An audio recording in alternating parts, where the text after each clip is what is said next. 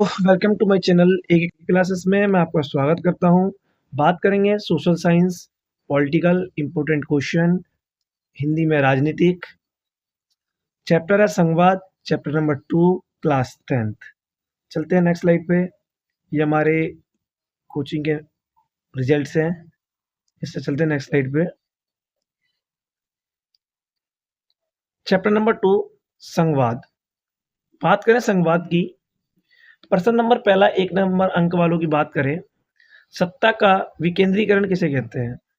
केंद्र और राज्य से शक्तियां लेकर स्थानीय सरकार को दे देना ही क्या कहलाता है? विकेंद्रीकरण कहलाता है। नगर पालिका और ग्राम पंचायतों के लिए लगभग कितने लोगों का चुनाव होता है? कितने का होता है? 36 लाख। ये लगभग है, अप्रोक्स में। प्रश्न नंबर 3 है, स्थानीय शासन वाली कौन सी संस्थाएं शहरों में काम करती हैं? स्थानीय शासन वाली कौन सी संस्थाएं? ये इंपॉर्टेंट है एमसीक्यू के लिए। तो नगर पालिका और नगर निगम। क्या है? नगर पालिका और नगर निगम। प्रश्न नंबर 4 की बात करें। एकात्मक शासन व्यवस्था क्या है? ऐसी व्यवस्था जिसमें शासन एक ही स्तर पर किया जाए। एकात्मक का मतलब होता है एक ही स्तर पर शासन करना।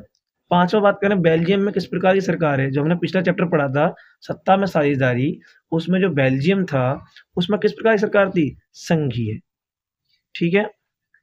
पंचायत समिति का गठन कैसे होता है? विभिन्न पंचायत के पंचायत समिति के सदस्य द्वारा मिलकर। नगर निगम के प्रमुख को क्या कहते हैं? जो प्रमुख होता है नगर निगम, ठीक है, तो उसके प्रमुख को कहते हैं मेयर। क्या कहते हैं बेटा? मेयर। याद रहेगा, इंपॉर्टेंट लगाएंगे इसको। समवर्ती सूची के विषय में कानून कौन बनाता है? तो वो आपको तीनों सूची याद कर लेनी है, राज्य, केंद्र और समवर्ती। समवर्ती सूची में जो कानून बनाता है वो बनाता है केंद्र और राज्य, दोनों मिलकर बनाते हैं। ठीक है। ये मान लो केंद्र है, ये राज्य है, ये है समवर्ती सूची। भारत के राज्यों में पंचायत और नगर पालिका के चुनाव कराने वाली संस्था का नाम क्या है? राज्य निर्वाचन आयोग। ये याद रखना है, इंपॉर्टेंट है। अब आते हैं 3 से 5 नंबर वाले क्वेश्चन जो पेपर के लिए जो इंपॉर्टेंट है। ठीक है। पहला क्वेश्चन है, भारतीय संविधान में केंद्र और राज्यों के बीच शक्तियों का बंटवारा किस प्रकार है? जो केंद्र है हमारी, इसे हम सेंट्रल कहते हैं, और राज्य मतलब जो स्टेट है, स्टेट गवर्नमेंट है। ठीक है। बात करें इसकी थोड़ा सा, हाँ, तो इनका शक्तियों बंटवारा कैसे? जैसे संघ सूची है, तो संघ सूची ये देखो मोस्ट इंपॉर्टेंट है। यहाँ से 1 नंबर का भी क्वेश्चन आ सकता है और 3 से 5 नंबर का भी। इसमें क्या इंपॉर्टेंट है? संघ सूची में क्या क्या आते हैं?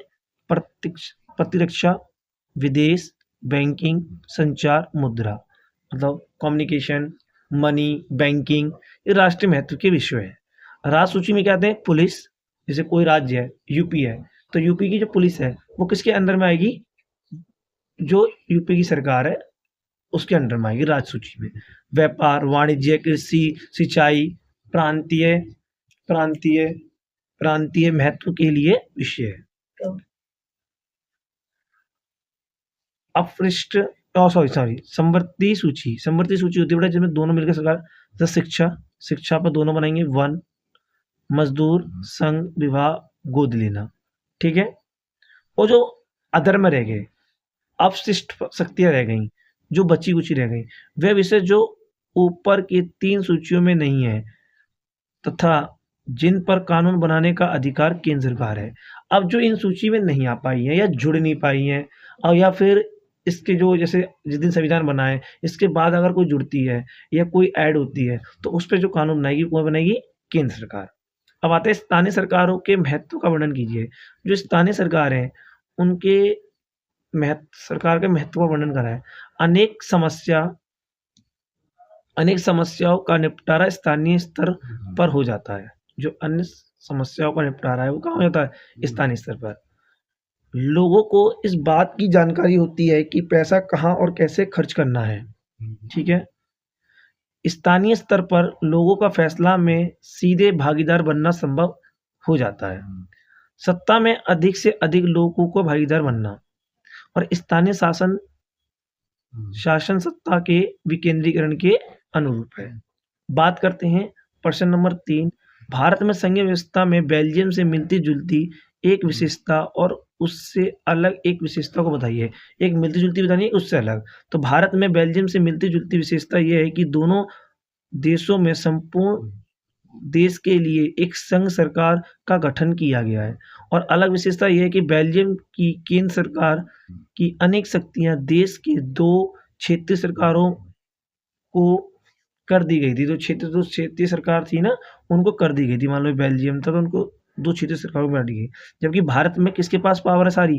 केंद्र सरकार के पास। अनेक मामलों में राज्य पर नियंत्रण रखती है और ये राज्य पे भी नियंत्रण रखती है अन्य मामलों में। कुछ ऐसे मामले होते हैं जिनमें केंद्र सरकार फैसले लेती है। प्रश्न नंबर 4 की बात करें। 1992 के संविधान संशोधन द्वारा लोकतांत्रिक व्यवस्था में विकेंद्रीकरण को प्रभावी बनाने के लिए क्या प्रयास किए गए? उसको और प्रभावशाली बनाने के लिए क्या किया गया, उसके बारे में जानेंगे। इम्पोर्टेंट है, लगा लेंगे। स्थानीय निकायों के चुनाव नियमित रूप से कराना अनिवार्य कर दिए कि अब चुनाव जो होंगे वो नियमित रूप से अनिवार्य कर दिए। कम से कम 1/3 सीटें महिलाओं के लिए आरक्षित कर दी गई। कितनी? 1/3 सीट। जितनी टोटल सीट हैं उसका 1/3 कर दी गई। राज्यसभा में टोटल सीट कितनी है? 250। ठीक है। हर राज्य में पंचायत और नगर पालिका, हाँ एक काम और करेंगे, मुझे लोकसभा के आप कमेंट में बॉक्स में कमेंट करके बताएंगे लोकसभा में प्रेजेंट में कितनी सीटें और मैक्सिमम कितनी हो सकती हैं। और इसमें आप जानते हैं राज्यसभा में 12 कौन करता है? मनोनीत राष्ट्रपति करता है। बाकी सब पे क्या होते हैं? इलेक्ट होके आते हैं, मतलब चुन के आते हैं। हर राज्य में पंचायत और नगर पालिका चुनाव कराने के लिए राज्य चुनाव आयोग नामांकन स्वतंत्र संस्था का गठन करती है। राज्य सरकार को अपने राजस्व और अधिकारों को कुछ हिस्सा स्थानीय सरकारों को निकायों को देना पड़ता है। कुछ हिस्सा जो है उसका वो स्थानीय अपनी सरकारों को देना पड़ता है करने के लिए। अब आता संघवाद और संघीय शासन व्यवस्था क्या है, इसकी विशेषता लिखिए। संघवाद और संघीय, अब देखो इन दोनों की विशेषता पूछोगे, संघवाद क्या, संघीय क्या है। देखो संघीय व्यवस्था में सत्ता केंद्रीय सरकार और अन्य सरकारों में बटी होती है। जैसे हमारी सरकार है संघीय। संघीय में क्या होता है? केंद्र सरकार के पास पावर रहती है और अन्य सरकार में बटी होती है। संघीय व्यवस्था में 2 या 2 से अधिक स्तर की सरकारें होती हैं। 2 या 2 से अधिक स्तर की सरकारें होती है। केंद्र सरकार राष्ट्रीय महत्व के विषय पर कानून बनाती है। जो महत्वपूर्ण विषय होगा उस पर कौन कार्य बनाएगा? केंद्र सरकार। राज्य सरकार राज्य से संबंधित विषयों पर बनाएंगी, अपने स्टेट से रिलेटेड वो बनाएंगी क्या? उस पर कानून बनाएंगी। दोनों स्तर की सरकारें अपने अपने स्तर पर स्वतंत्र होकर काम करती है। दोनों स्तर की सरकारें अपने अपने लेवल पे होके क्या करेंगी? काम करती है। केंद्र और राज्य सरकार का अधिकार क्षेत्र संविधान में स्पष्ट रूप से वर्णित है। भारत की भाषा की नीति क्या है? भारत की भाषा की नीति क्या है?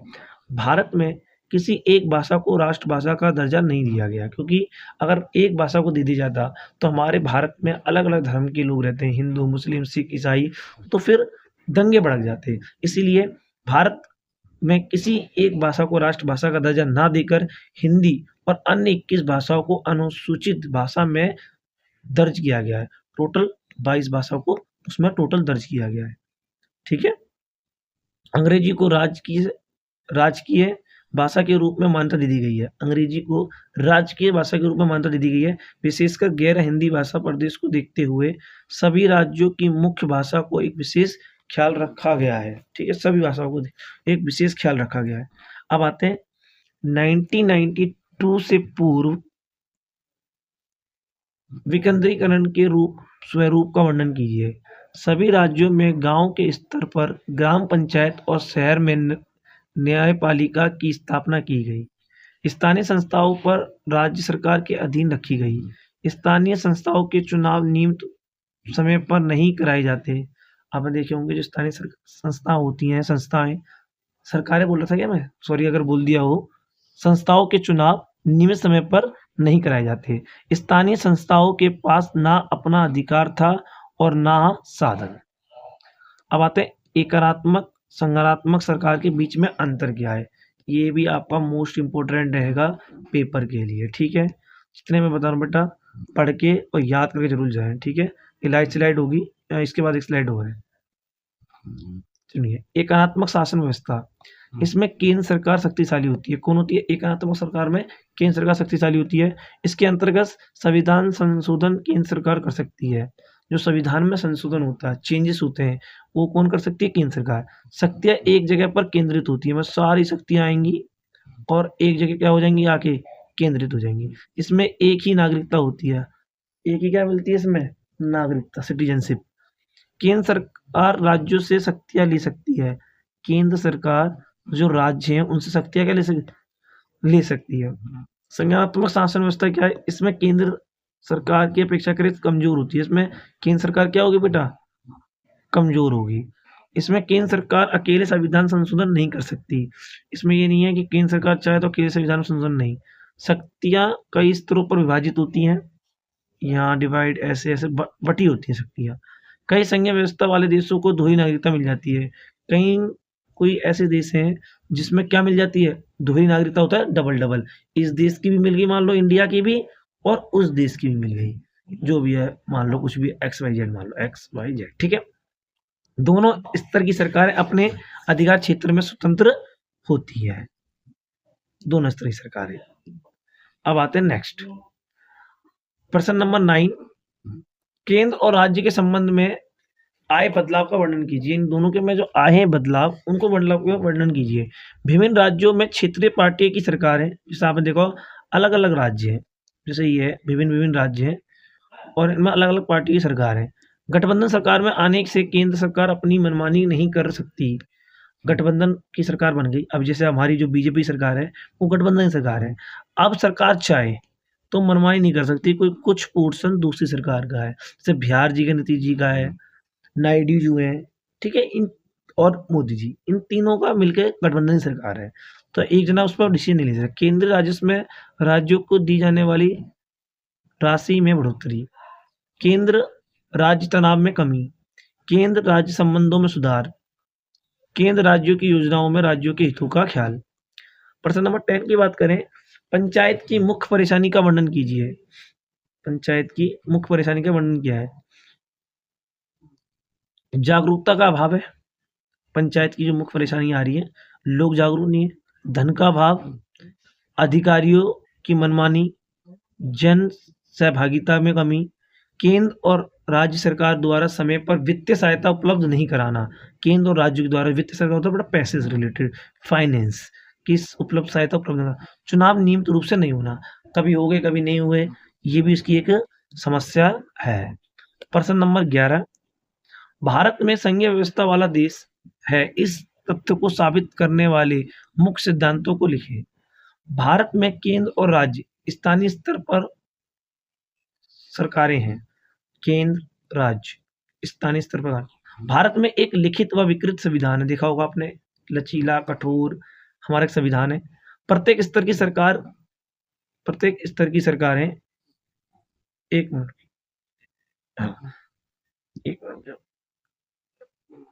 हाँ, प्रत्येक स्तर की सरकारें के अधिकार क्षेत्र संविधान में स्पष्ट है कि किसका क्या काम है, सबका बता रखा है। संविधान में मौलिक प्रावधानों का कोई एक स्तर की सरकार अकेले नहीं बदल सकती। सर्वोच्च न्यायालय को संविधान की व्याख्या का अधिकार है, मतलब उसकी व्याख्या कर सकता है। केंद्र और राज्य सरकार के बीच विधायी शक्तियों के संघ सूची, राज सूची, संघ सूची, राज सूची, समवर्ती सूची में बांटा गया है। ये तीनों सूची हम पीछे भी पढ़ते हुए आ रहे हैं, क्या क्या आता है इनके अंदर, ये बहुत ज़्यादा इंपॉर्टेंट है। वित्तीय स्वायत्तता के लिए केंद्र और राज्य सरकार के लिए अलग अलग सूत्र है। 12वां क्वेश्चन है, संघवाद की किन्हीं 3 बुराइयों की व्याख्या कीजिए। इंपॉर्टेंट, केंद्र सरकार का अधिक शक्तिशाली होना, संविधान संशोधन का अधिकार केवल केंद्र के पास होना, ये सब क्या है इसकी बुराइयों की व्याख्या है।